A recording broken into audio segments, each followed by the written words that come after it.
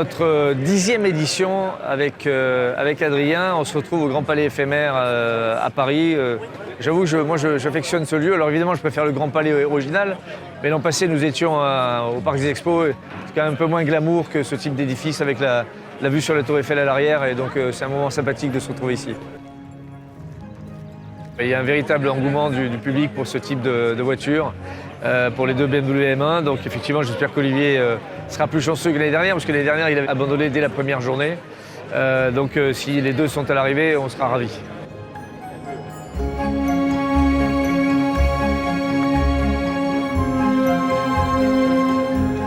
On va d'abord cette année traverser des routes magnifiques, je le sais, puisque j'ai regardé un petit peu le parcours. On passe par le côté est et pour finir dans le sud de la France. Donc on va passer dans le centre également avec Clermont-Ferrand, mais avec de très très belles routes jusqu'à Cannes, avec l'arrivée samedi à Cannes. Enfin l'arrivée pour nous si tout va bien, mais en général avec cette voiture que nous affectionnons particulièrement avec Adrien, on a un bon niveau de fiabilité, donc on arrive à Cannes et puis avec une performance, ma foi, qu'on espère respectable. On a fini entre 8e et 10e ces dernières années avec cette voiture-là, donc on aimerait bien au moins faire la même chose.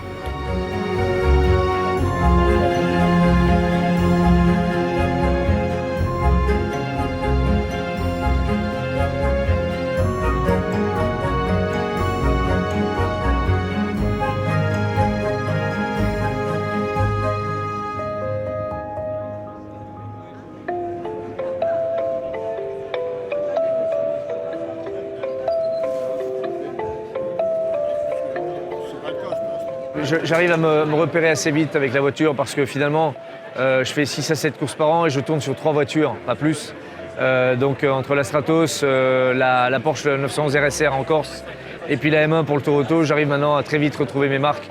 Et c'est un peu comme le vélo, ça ne s'oublie pas. Et ce type de voiture, en plus, c'est une voiture performante mais assez saine à conduire. Donc on retrouve ses marques assez facilement. Il ne faut juste pas aller chercher la limite tout de suite.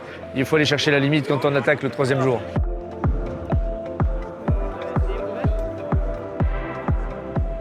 Alors non, les 3 voitures finalement sont très différentes. La Stratos, c'est un vélo, c'est une voiture extrêmement légère et hyper maniable. Et je dois dire que si elle était hyper fiable, si c'était une voiture très fiable, je l'engagerais en Corse avec plaisir, comme je l'ai fait par le passé. Mais je ne sais pas si tu te rappelles, en 2019, on a pris feu avec la voiture.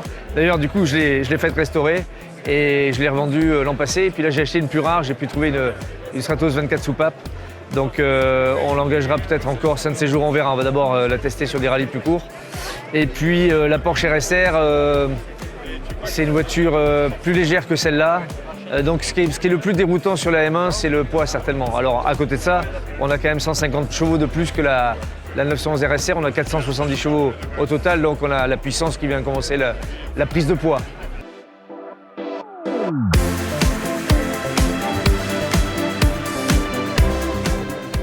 Pour moi, en tant que passionné de courses automobiles et même classiques, le fait de pouvoir venir et de voir la BMW Keops est un grand honneur et j'en suis très content. C'est une voiture que j'ai pu toucher l'année dernière et c'est la voiture de mon enfance qui passionnait en tant qu'adolescent. C'est grandiose. Je pense que l'automobile, de toute façon, est faite pour être consommée. Et une automobile n'est jamais plus belle que mobile et qu'en pleine action, en fait. Et c'est ça qui est extraordinaire dans ce Tour Auto, c'est que chaque année, voilà, c'est un hommage à toute l'histoire de l'automobile qui est réunie ici et sur les routes françaises. Et pour l'avoir fait plusieurs fois, il y a quelque chose qui m'a toujours fait tellement plaisir, c'est de voir les gamins dans les villages qui sortent dans les cours de récréation et qui sont derrière les grillages, qui voient passer les voitures et qui font waouh. Voilà. Et ça, c'est la transmission de la passion automobile à travers le Tour Auto. Et quand on voit une M1 Procar comme celle de Nicolas, évidemment, et celle de Keops Technologies, c'est merveilleux. Parce que Keops Technologies, c'est du cloud. Mais derrière le cloud, there is a sun. Qu'est-ce que tu veux rajouter? Qu'est-ce que tu veux rajouter après ça? Qu'est-ce qu'on peut rajouter après ça? Il parle admirablement bien. On se sent tout petit à côté de Mathieu Lamour. Moi, je rêve de faire l'amour avec Mathieu Lamour, mais il veut pas.